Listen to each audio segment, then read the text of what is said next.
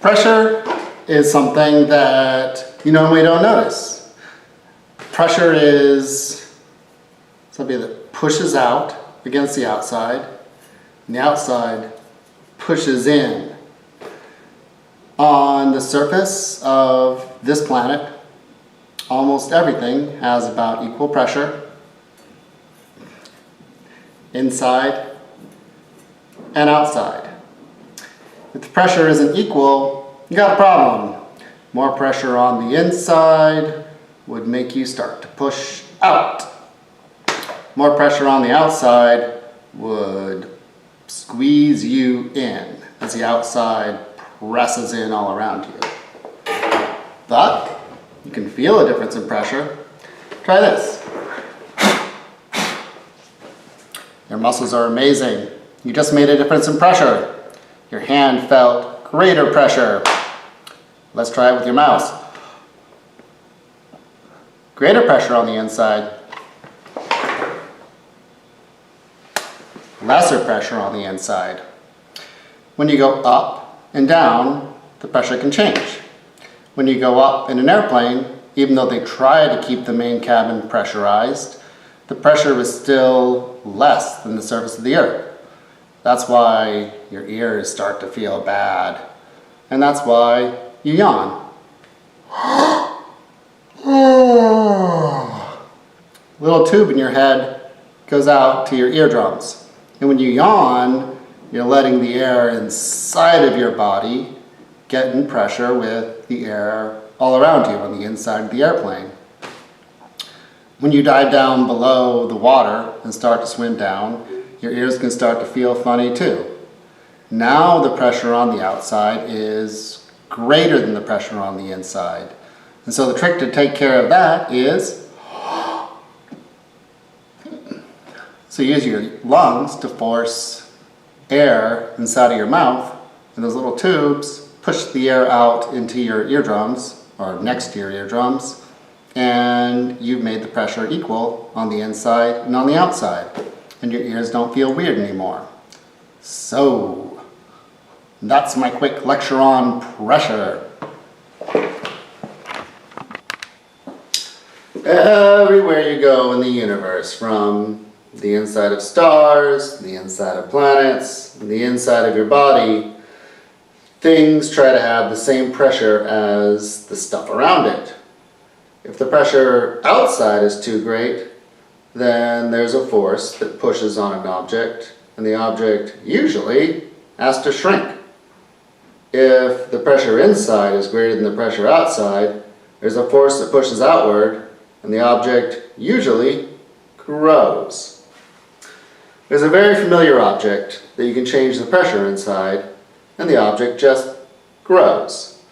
So as I put air in the balloon, I'm raising the pressure inside of the balloon, but then the balloon just expands out, or balloons up, as they say. And as the balloon gets bigger, the pressure inside and outside gets equalized until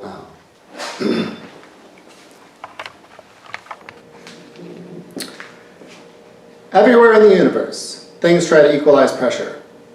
My body has the same pressure as the air around. Things like stars equalize pressure. So do planets. The way that equalizing pressure works is that when an object has higher pressure than the environment, it expands. When an object has lower pressure than the environment, it gets smooshed.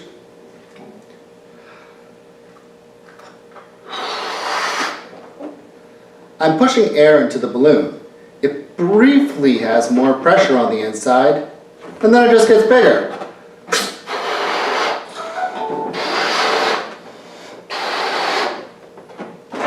As it gets bigger, I'm kind of wearing out the outside. If I push for long enough, I get a balloon that looks like this. It's all stretched out. So here's a pretty big balloon. The pressure on the inside is the same as the pressure on the outside. It's gotten bigger. So nothing on the inside really wants to interact with the outside. However, the outer surface of the balloon would very much like to go back to its original size. The material that makes it up is being stretched and made tight. And so when I open the end of it, the balloon itself is going to push the air out. Like that. This liquid nitrogen is boiling. It is so cold. The outside world is as hot to it as a hot pot is to water. Now it's mostly done boiling. It's made the glass very cold. So when you cool a gas, you decrease the pressure.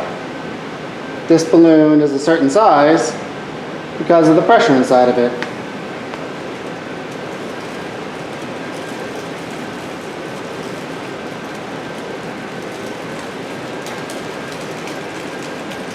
And there's a lot of steam, but these balloons are shrinking in size because the pressure inside is going down, down, down, down, down.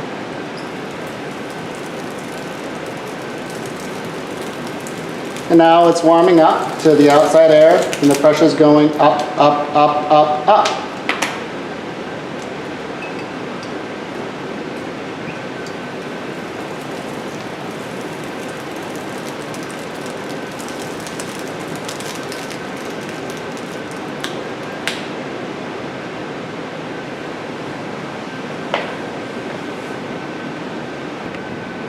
The reason the object's filled with air pop back up to the surface is that there's a pressure difference there.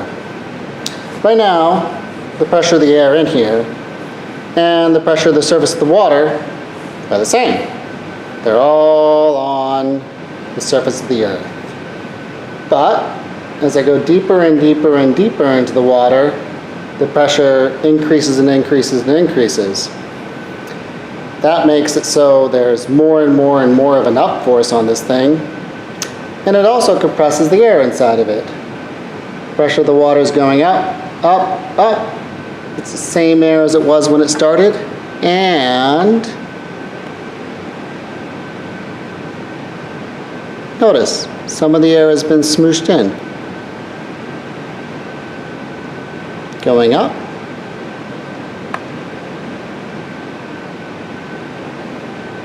And the air smooshes back to where it was before.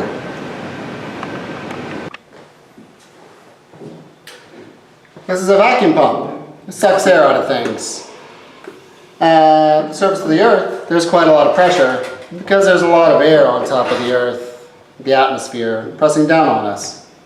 In outer space, there's really nothing around pressing down on anything.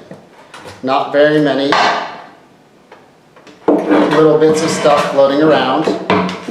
And so when I suck the air out of this and I make it closer to being a vacuum, I'm going to reduce the pressure inside of it a lot. Low pressure on the inside and then the high pressure on the outside of all of this air pressing down on me and the fuel can from all of the atmosphere on top of me. Let's see.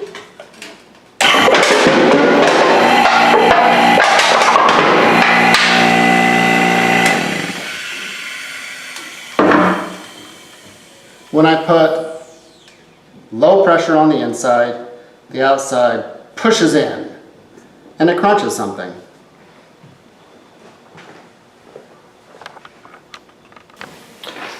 Now I'm going to force air into the fuel canister, which will increase the pressure on the inside. I'm going to do it like this.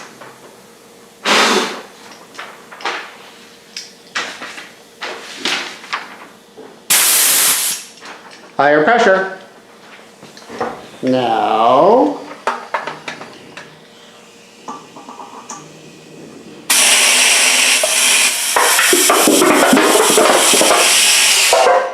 increase the pressure on something, and the outside is less pressurized than the inside starts to push out.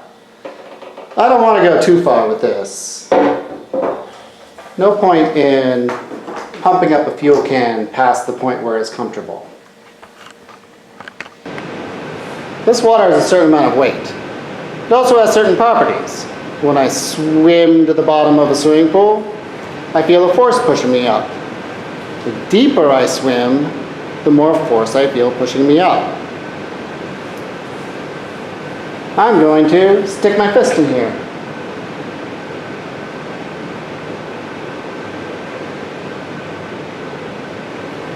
I'm not touching the bottom of the beaker. All I'm touching is the water. I feel the water trying to force my hand up. And there's got to be a balance. The water is pushing up on my hand. See what happens to the scale when that happens.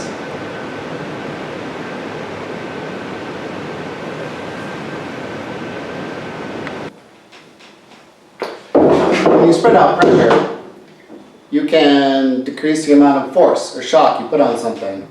Want to poke a hole in something? That's what I do. I don't use the flat of my hand to poke a hole. More force, more shock, less force, less shock.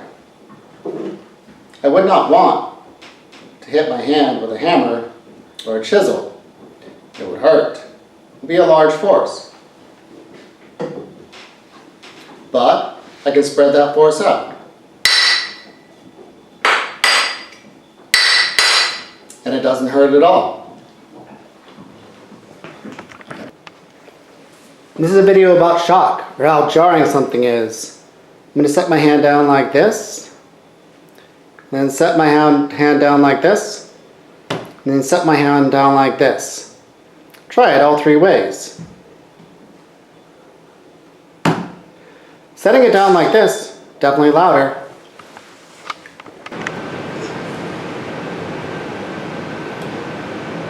Other animals have different ways, but humans tend to step in one of three ways. Heel first, toes first, or whole foot flat on the ground. I've noticed that many, perhaps most, step like this. That's somewhat noisy, and it also puts more shock on your foot than you would have otherwise. I feel this a lot. I don't feel that as much, and I don't feel that as much.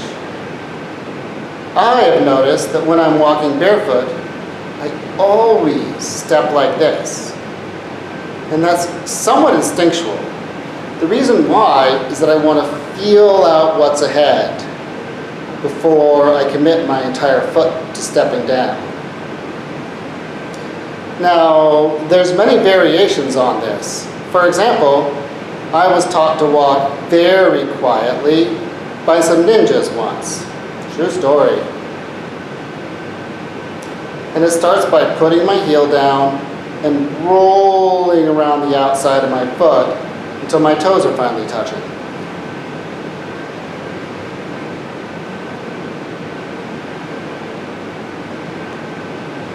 Try walking that way, and you can move almost silently.